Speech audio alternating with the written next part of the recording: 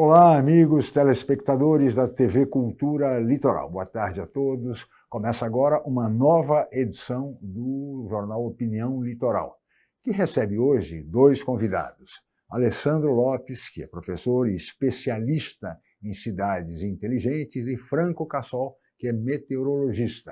Muito obrigado, Alessandro, pela sua presença. Boa tarde. Obrigado, Francisco. Vai ser um prazer fazer o programa aqui hoje. Muito bem. Franco, boa tarde e obrigado pela presença. Olá, Francisco. Boa tarde a todos os espectadores. Muito bem. E nós vamos agora assistir ao primeiro VT do programa de hoje. Pediria que o Matheus colocasse na tela, por favor, para que os nossos convidados comentassem. Por favor. Elevação do nível do mar, temporais, desequilíbrio dos ecossistemas. A crise climática já mostra sua força em uma das maiores costas marítimas do mundo.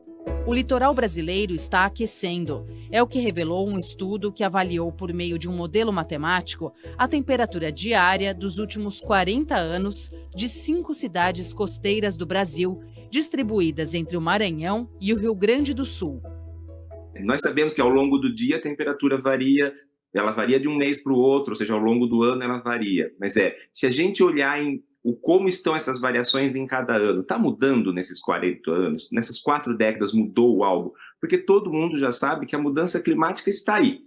Então, nós fizemos essa modelagem matemática para nos ajudar a entender se era possível detectar se nós estamos tendo eventos extremos de calor, de frio, e se a amplitude térmica ao longo do dia, aquele momento mais quente e mais frio do dia, se ela estava variando.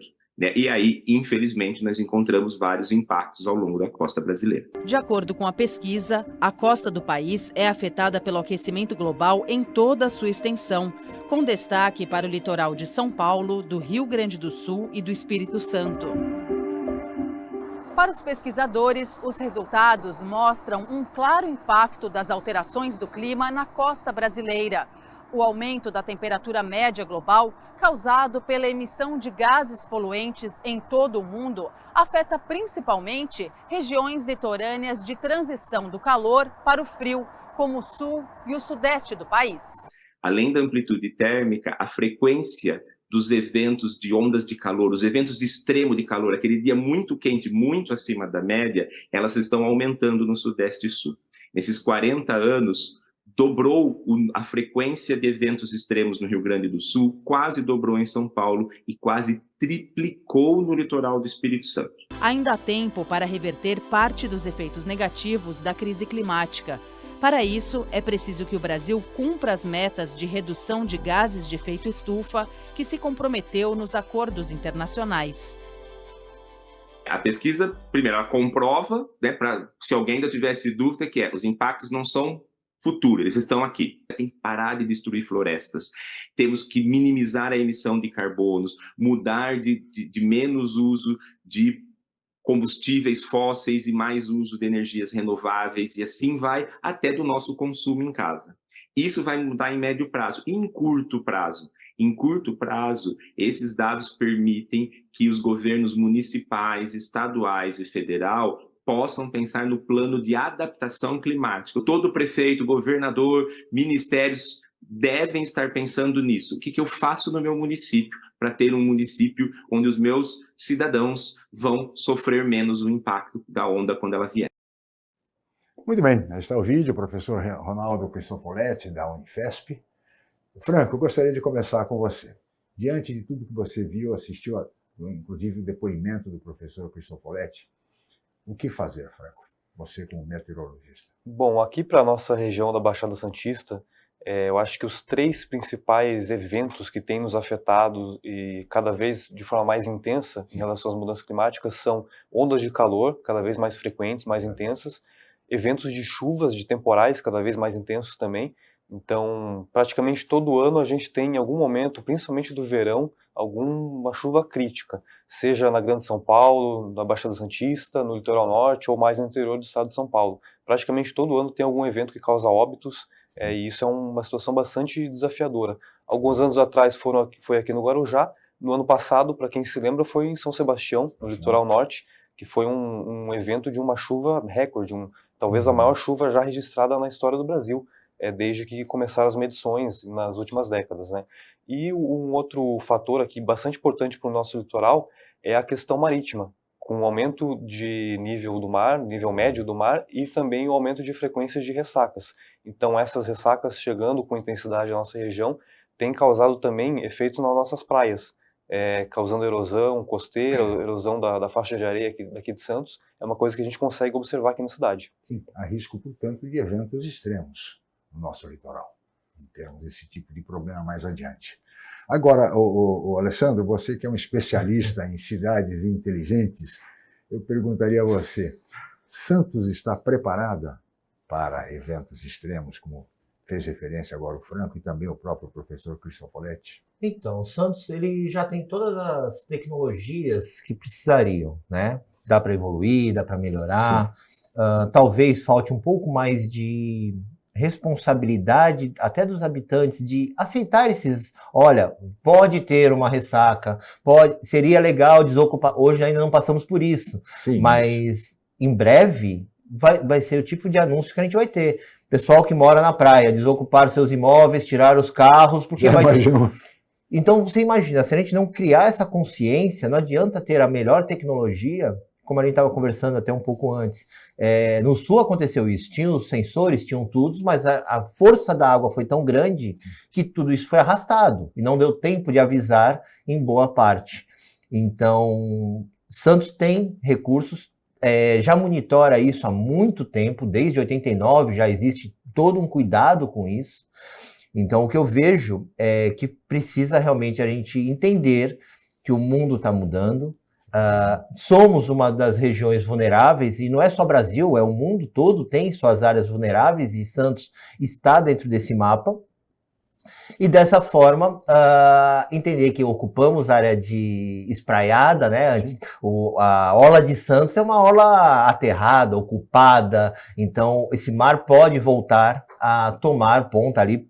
Eu deduzo, né, assim, nessa alta de maré que todo mundo prevê aí de 12 centímetros, 16 centímetros até 2050, que boa parte até ali o eixo, não a Avenida da Praia, um pouquinho mais, uma quadra antes da praia, seja um limite de espraiada dessa alta de maré. Eu acho que aquilo vai ser cada vez mais constante se realmente vier a se concretizar essas previsões. Pois é realmente preocupante, porque alguns anos atrás nós tínhamos ali na ponta da praia uma praia até muito acolhedora, muito aprazível, não é, Franco? Sim. Hoje perdemos aquele canto de praia, né? Por força aí das mudanças climáticas. Você vê, Franco, quer dizer, esse risco assim, imediato para uma cidade como a nossa, quer dizer, principalmente para o pessoal da ponta da praia? Olha, esse aumento do nível médio do mar, como o Alessandro falou, de 12 centímetros, mesmo que seja 20 centímetros, não seria o suficiente para inundar a cidade exatamente. Mas esse aumento no nível médio, ele não é só um aumento do nível médio, porque junto com esse aumento do nível médio vem os eventos de maré altas anômalas também. Então, marés altas anômalas, aumento de ressacas, e isso sim causa um risco de, nesses momentos, ter invasão realmente de água na área urbana daqui de Santos, na área da orla, e isso aconteceu já em alguns eventos mais intensos, mais extremos de ressaca, e a tendência, as previsões é de que com o passar do tempo pode se aumentar a frequência desses eventos e a intensidade. Pois é, até o caso da zona noroeste, né, que nós temos mesmo com dias de sol, nós temos alagamentos na região noroeste em função da maré. Até porque ela está no nível mais baixo. Mais baixo, né? exatamente. O que a gente não pode esquecer é que cidades litorâneas e Santos especificamente, a gente está realmente do nível do mar, um pouco abaixo do nível do mar em algumas situações. E elevando-se. Qualquer coisinha que suba de um lado, claro que você vai mexer em todo o lençol freático, você vai mexer em várias situações que podem realmente causar problemas e realmente de difícil controle, né? Existem soluções, você vê que a gente pega exemplos de mundo que já previam essas marés maiores, eles criam barreiras em alto mar. Agora, viu, Alessandro e Franco, nós vamos falar sobre essas soluções no próximo bloco. Sim. Nós vamos para um rápido intervalo e voltaremos em seguida, logo após o horário eleitoral gratuito, 10 minutos. É rapidinho, voltamos já.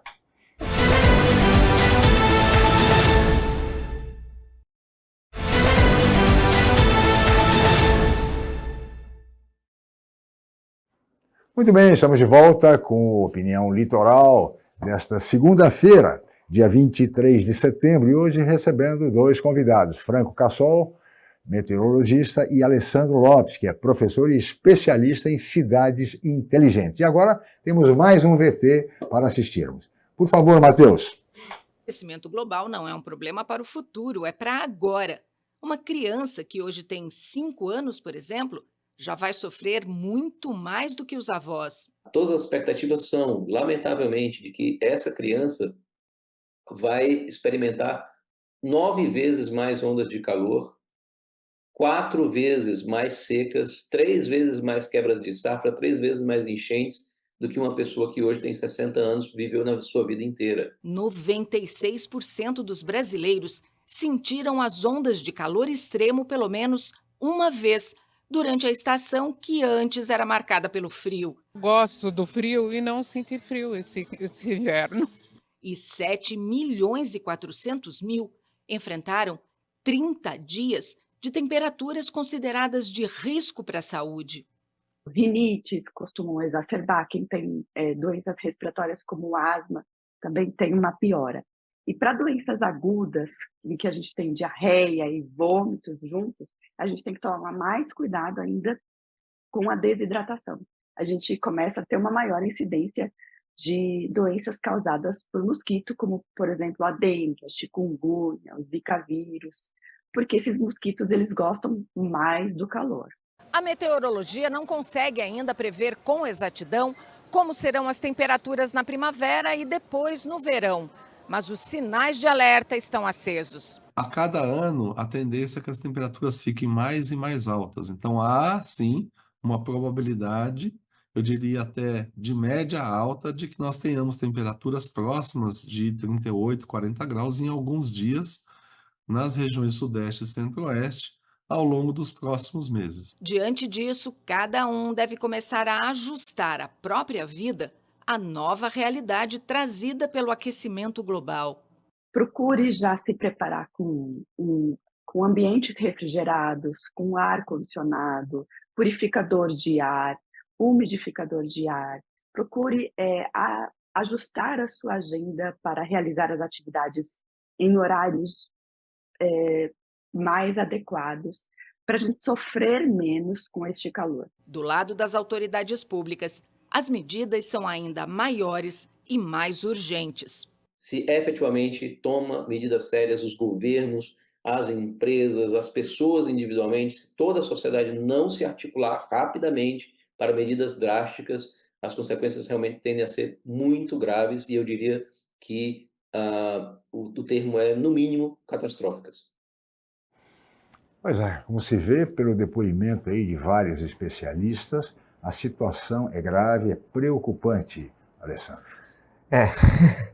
E é para agora, né? Como eles colocaram bem ali. É para agora. Pode parecer distante 2050, mas a gente já está em 2024. São 25 anos. Só fazer a continha aí da idade que você tem e você sabe que você realmente vai passar por isso. Ou mais idoso, sim, ou ainda no meio, já com famílias criadas e tudo. Então, o alerta é de agora. A gente pode achar que é distante. O mundo olha para o Brasil realmente porque ele ainda é uma área verde muito boa, mesmo com as queimadas, mesmo com a perda. A gente ainda tem um pulmão muito grande, e não é só a Amazônia, é toda a costa brasileira. Claro. Né? Então, por isso que o mundo olha. O mundo já passou por situações de perder essas áreas, hoje está num movimento contrário. Então, assim, problemas respiratórios, calor excessivo, já está agora, né? Já está acontecendo. Imagina, calor excessivo no inverno, na primavera, Franco. Como será este verão, Franco? O verão em Santos, me permita só o seguinte, antigamente, no meu tempo de jovem, dizia-se que Santos, o calor em Santos era senegalesco. Hoje, eu acho que já, enfim, essa imagem já não existe mais. Como será este verão?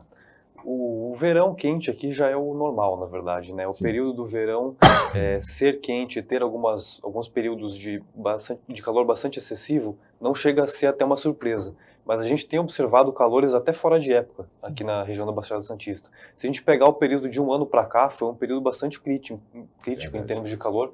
A gente teve um ano influenciado pelo fenômeno El Niño, desde o ano passado, desde mais ou menos da primavera do ano passado, até agora, tendo se encerrado agora no inverno. E esses anos de El Niño, eles favorecem que seja mais quente ainda do que o normal. A gente teve, para se ter uma ideia, na primavera do ano passado, temperaturas de até 42 graus aqui em Santos, chegou a ter esse pico. No verão, continuou com vários dias, com uma frequência de dias seguidos, de mais de uma semana seguida, com calor fora do normal. E a gente chegou a ter considerado uma onda de calor em junho aqui na região, agora no último mês de junho. Demorou para vir o frio do inverno, demorou bastante para vir o frio do inverno. Se a gente considerar que onda de calor é calor acima do normal, considerando aquela época do ano, ou seja, claro. Não precisa fazer um calor tão intenso no inverno para ser considerado uma onda de calor, porque o normal seria que estivesse uma temperatura mais amena, mas no entanto continuou com temperaturas de mais de 30 graus por vários dias seguidos em junho aqui em Santos. E isso é uma coisa bem preocupante e que pode acontecer cada vez mais, porque nessa época do ano do inverno, da primavera, é uma época do ano mais seca lá no Brasil Central, na região amazônica, região norte, mas cada vez mais esse domo de calor que fica nessa região pode passar a afetar também o Sudeste, o nosso Sudeste, nosso estado de São Paulo, Minas Gerais e às vezes também o litoral de São Paulo. E isso são as condições que são de calor fora de época que a gente fala e que a gente observou nesse último ano, foi bastante crítico. Daqui para frente, agora no verão, aí o normal é aquecer mesmo, e isso novamente vai ocorrer agora no próximo verão, a partir dos próximos meses a gente vai ter um aumento de frequência de dias quentes novamente. Pois é. E as pessoas acabam recomendando o uso, por exemplo, de aparelhos de ar-condicionado, mas que acabam contribuindo também, não é isso, Alessandro, para agravar o efeito estufa, etc. e tal. Então, é uma situação extremamente delicada, difícil, e nós não temos no Brasil, Alessandro, uma história, uma tradição de investir, por exemplo, em prevenção. Exatamente. Né? Então temos cheias no Rio Grande do Sul, seca no Nordeste, desmatamento na Amazônia, queimadas no Centro-Oeste, e investe-se muito pouco em prevenção, até porque os orçamentos normalmente são comprometidos com o custeio da máquina e também com a folha de pagamento de pessoal.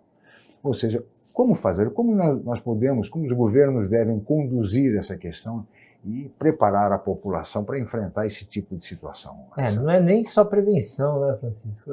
Eu acho assim, não é da cultura do brasileiro o planejamento de nada. Sim. A gente não tem esse princípio e a gente defende que a gente mora no país tropical, que não temos eventos como terremotos. Os outros países têm uma solução e cuidam com isso, e tanto na construção, em qualquer coisa, porque para eles é normal ter um terremoto, então eu já tenho um problema. Então eles já criam as crianças nas escolas, olha, se tiver terremoto, faz assim, faz assado. Então isso já é normal no mundo. Mas nós temos o quê? Deslizamentos, chuvas fortes. Agora que a gente está começando a ter alguns terremotos, algumas pequenas ondas. Então assim, o Brasil ele vai aprender ainda é muito prematuro, ele tem todo um processo, porque são anos e anos, se acostumando a não ter nada, e não tem essa cultura da prevenção. Então, o que caberia fazer realmente é ter uma reeducação, pegar essas novas crianças, adolescentes que vão viver isso que a gente está prevendo como caos, e ensinar a como eles podem se prevenir disso, a remediar, a se proteger. A gente fala muito do ar-condicionado. Se a gente defender que o ar-condicionado seria a melhor solução do mundo, vai acontecer que nem aconteceu em alguns países africanos. Pessoas vulneráveis vão ter que ganhar do governo ar-condicionado para poder sobreviver, para baixar a temperatura. Será que a gente está preparado para pensar isso? Estamos falando o quê? Em 1 grau por ano, que está previsto? Ou seja, se a gente considerar, vamos ser bem otimista, que seja meio grau, não seja nem 1 grau, em 25 anos que a gente tem aí para chegar a 2050, já aumentamos o quê? 12 graus de temperatura? Se hoje temos 30, estamos convivendo com 40, quase 50 graus em algumas regiões. Então, assim, isso é agora.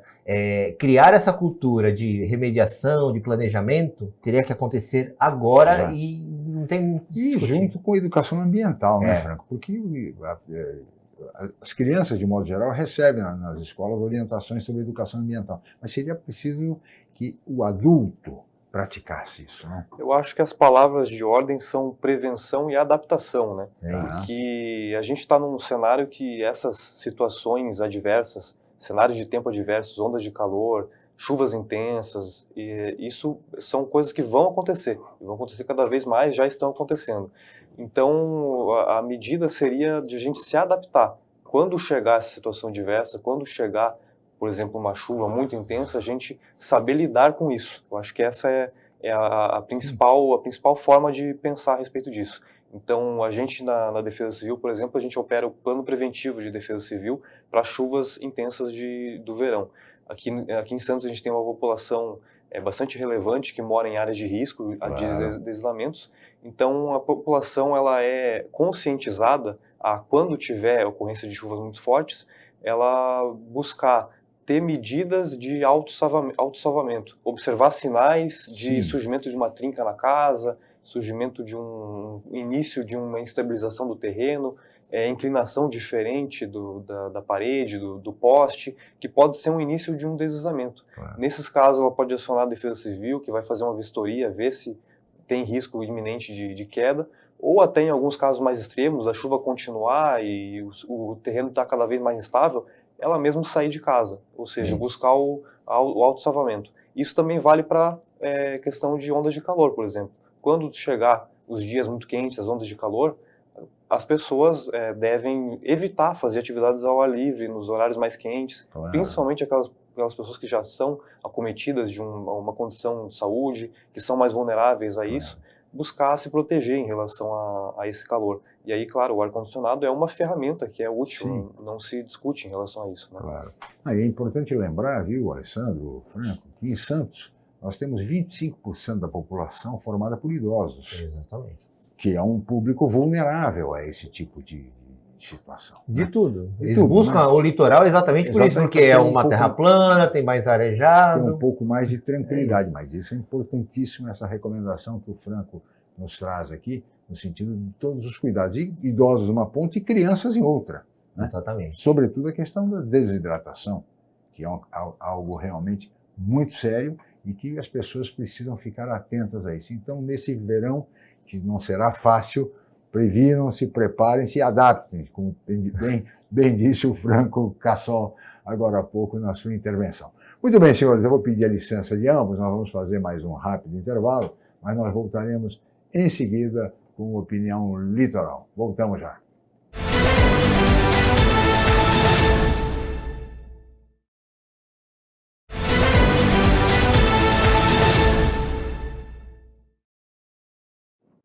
Estamos de volta com Opinião Litoral desta segunda-feira, 23 de setembro, e hoje recebendo dois convidados. Alessandro Lopes, que é professor e especialista em cidades inteligentes, e o meteorologista Franco Cassol. E agora temos mais um VT sobre a primavera que está chegando entre nós. Por favor, Matheus.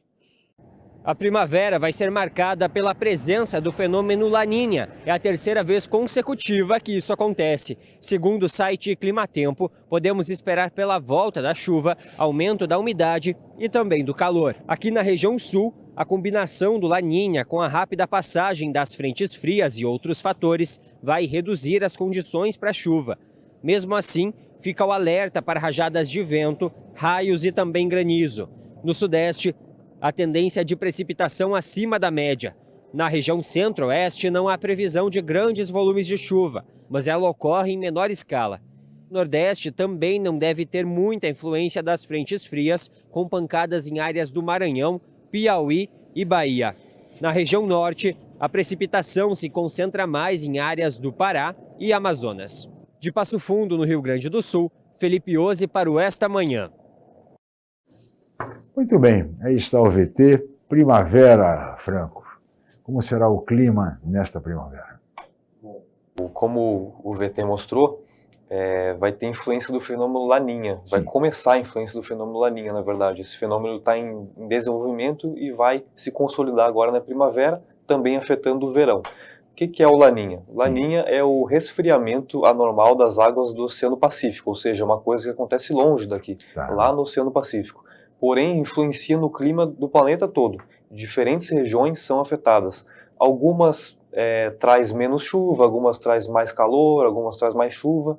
No caso aqui do Brasil, a região sul é caracterizada por menos chuva na Laninha, ou seja, as chuvaradas que estão acontecendo lá no Rio Grande do Sul podem agora dar uma arrefecida, e mais chuva na região norte do Brasil, faixa da região norte e região nordeste, vão ter chuvas mais frequentes. Aqui para o nosso sudeste, para o estado de São Paulo, para o nosso litoral, a tendência é que haja uma frequência de chuvas significativa, uma chuva com mais frequência até do que o normal, e isso, teoricamente, pode ser que ajude um pouco em relação ao calor. A gente tem tido um ano de temperaturas bem acima da média já, porém tem previsão de que agora, na primavera e também no verão, tenha uma frequência de chegada de sistemas de chuva, que vem principalmente da região sul do Brasil, frentes frias, sistemas, linhas de instabilidade, que vão trazer chuvas com frequência. E essas chuvas vão ajudar a amenizar a temperatura, ou seja, o que a gente vai observar principalmente agora no começo da primavera é dias quentes oscilando com chegada de chuvas que vão amenizar a temperatura, uma verdadeira gangorra na temperatura.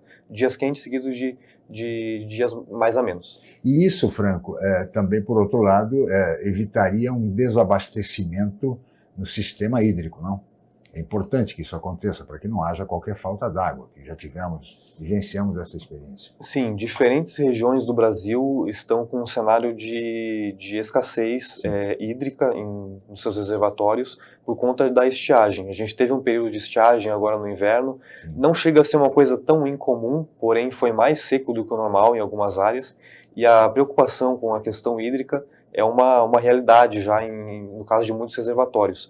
No Laninha, em ano de Laninha, teoricamente, sim, traz mais chuvas para essas regiões, principalmente do sudeste, do centro do Brasil, e isso pode ajudar no cenário.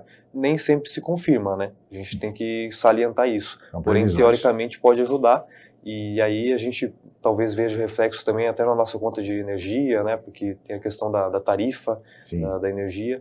Então, pode ser que o Laninha ajude nesse cenário, sim, e também em relação ao calor, que os períodos de calor anormal, os períodos de onda de calor não sejam tão longos, tão persistentes como foram no último ano. É verdade.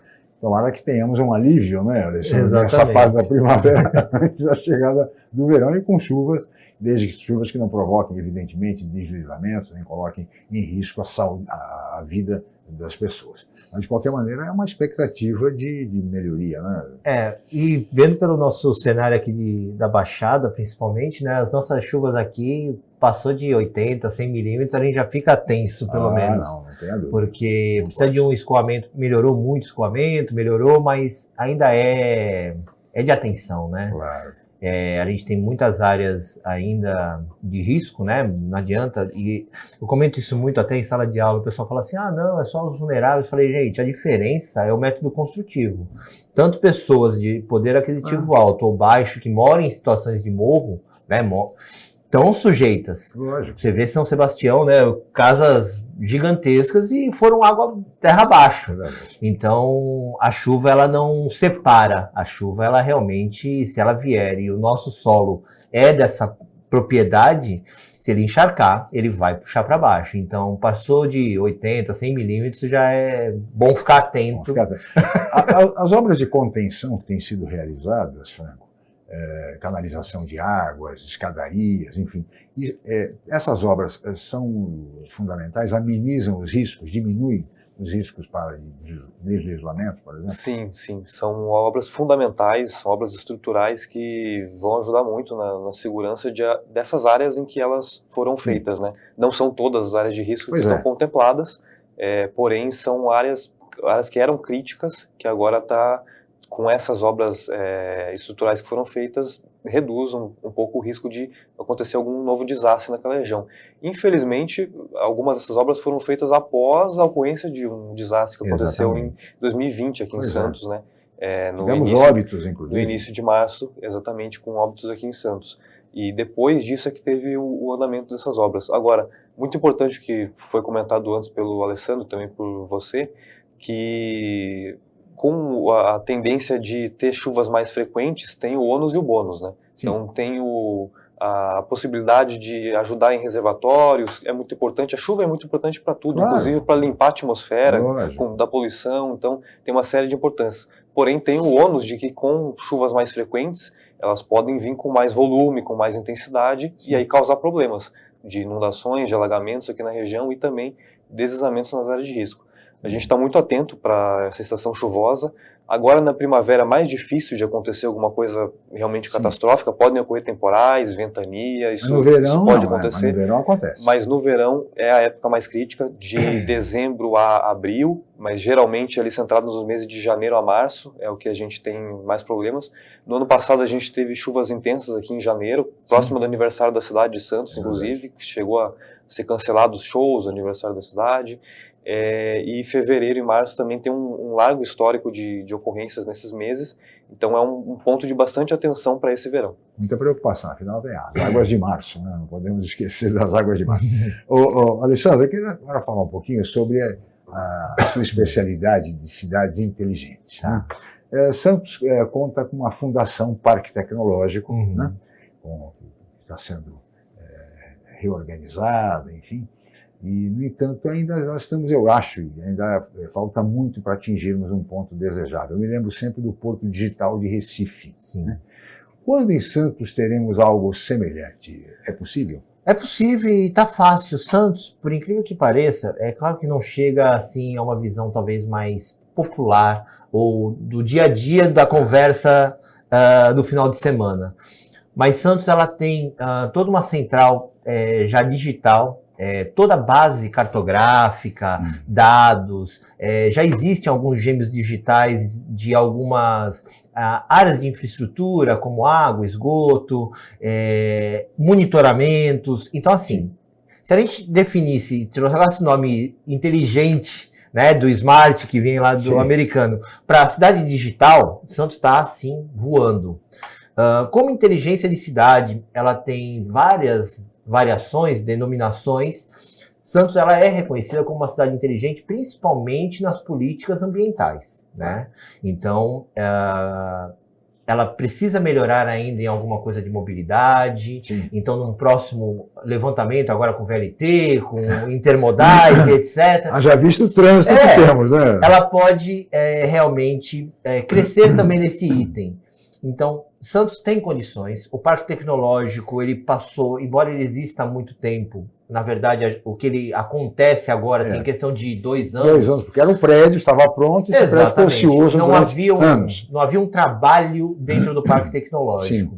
Mas existem pequenos grupos aqui na cidade, até apelidado de Caiçara Valley, fazendo... como é que fala?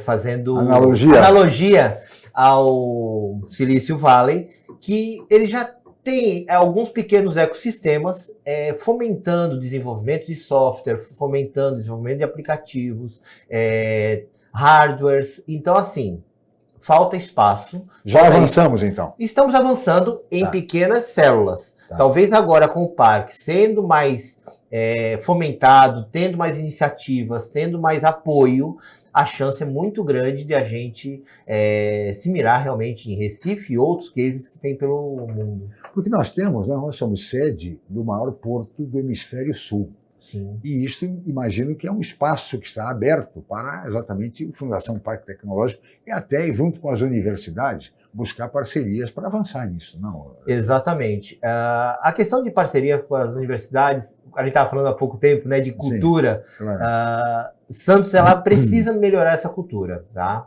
As universidades estão aí disponíveis, falta realmente criar um engajamento maior, mas você vê que nesses 2 anos, vamos arredondar assim a conta, muita coisa começou a acontecer, muito se fala em tecnologia, muito se fala hoje em pôr antena 5G, Wi-Fi liberado, que já está mudando agora para Li-Fi, é outra tecnologia.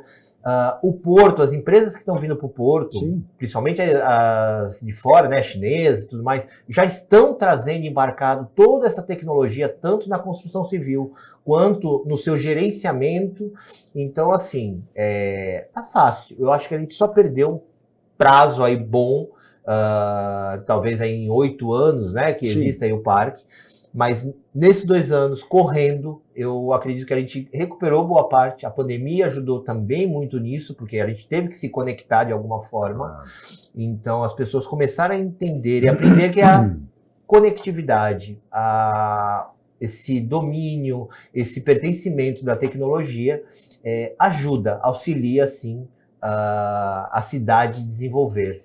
Só fechando, né? Claro. Você vê que hoje é muito normal você ver num ponto de ônibus alguém com o celular controlando o horário que o ônibus está chegando. Quem faz isso hoje não passou aquele desespero de ficar sozinho no ponto de ônibus, esperando saber se ali era até um ponto de ônibus ativo. As pessoas com mais idade passaram muitas vezes. Você olha, será que estou sozinho aqui na rua? Será que tem? Hoje você consegue monitorar isso. Não, sem dúvida, os avanços são extraordinários, né? Então é importante que esse tipo de trabalho continue, avance. Aliás, aqui o trabalho desenvolvido pelo jovem presidente da Fundação, o Eduardo Bittencourt, é um estudioso e que tem trabalhado bastante no sentido de abrir novas parcerias para a Fundação Parque Tecnológico de Santos, que pode contribuir muito nesse sentido, tá, com todos os impactos na nossa cidade, na área da atividade pública. Eu vou pedir licença de vocês mais uma vez, nós vamos para mais um rápido intervalo e voltaremos em seguida com Opinião Litoral.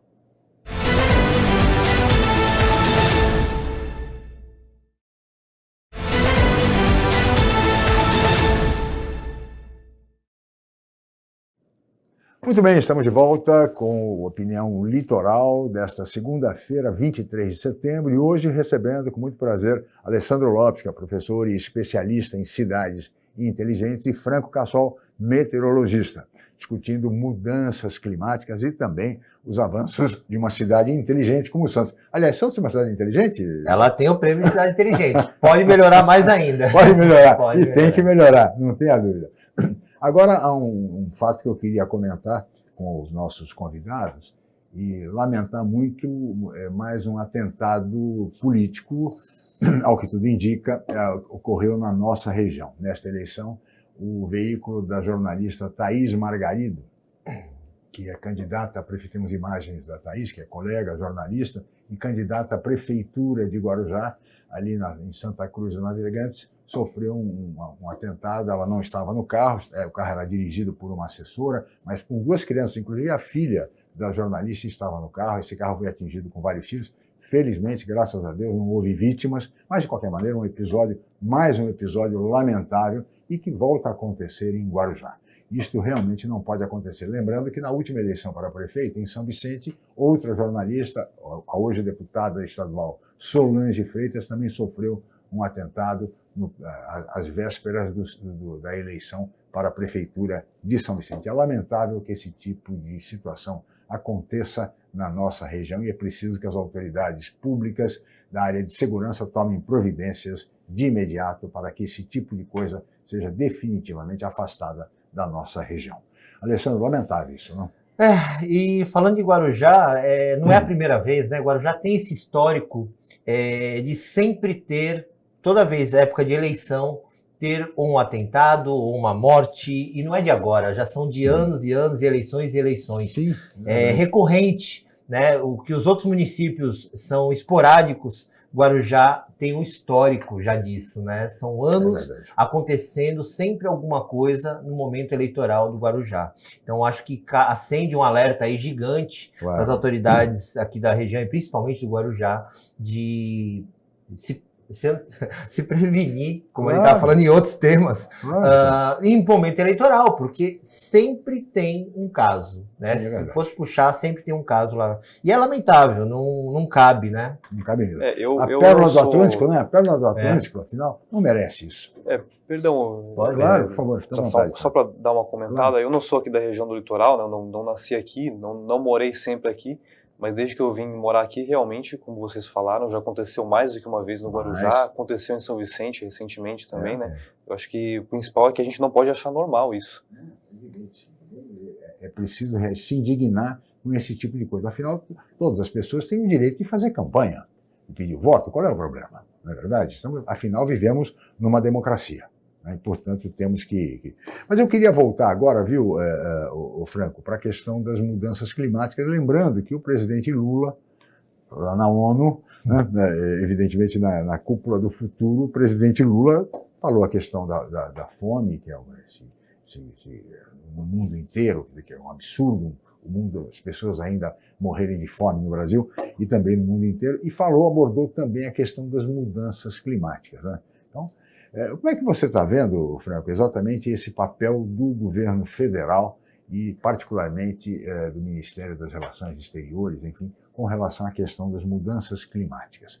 O desmatamento da Amazônia preocupa o mundo inteiro, não apenas o Brasil.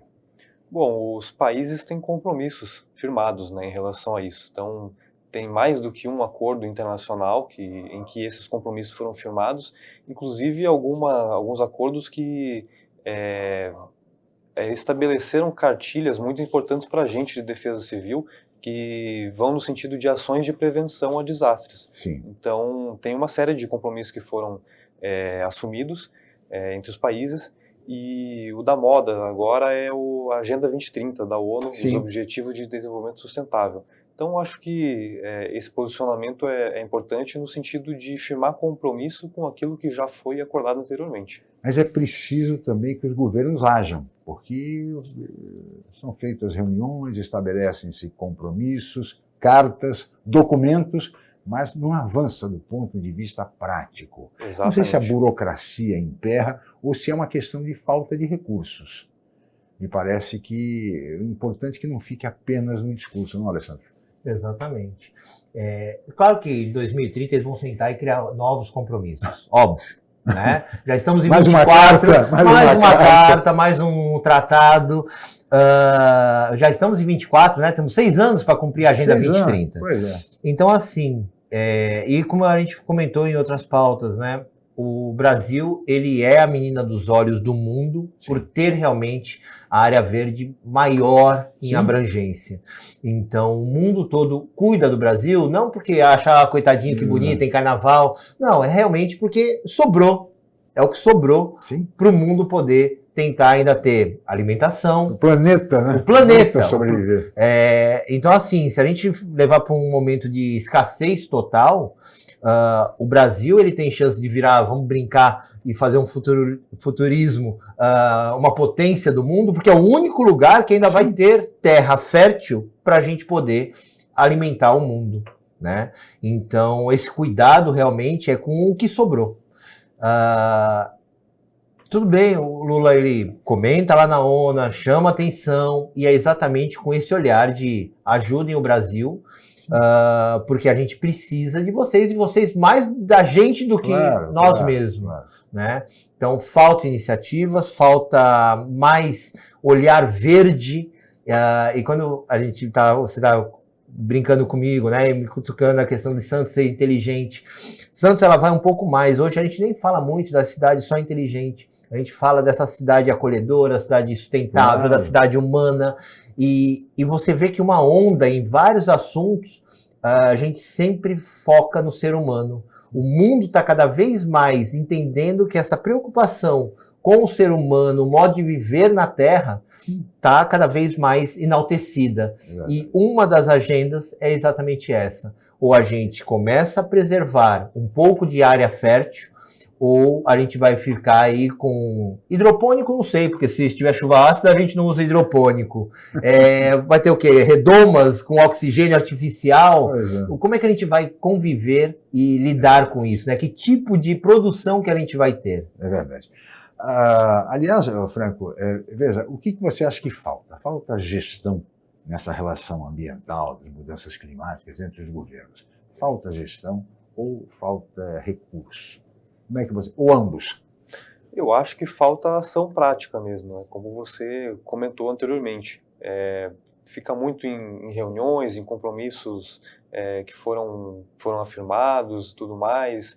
Aí uma nova cúpula, uma nova reunião, um novo discurso, mas a gente não vê o resultado na prática. Acho que isso é o grande problema, não só em questão de mudanças climáticas, como em diversas outras áreas da nossa sociedade. A gente não vê a classe gestora do país, classe política, agindo na prática de acordo com o que é interesse do povo em determinado aspecto, seja parte de violência, mudança climática, saúde, educação, diferentes setores, né? É preciso ação. De fato, como bem disse o Franco, é necessário ação. Tem muito discurso, a verdade é essa, tem muito discurso, né, Muita Alessandro? teoria. Muita teoria e pouca ação.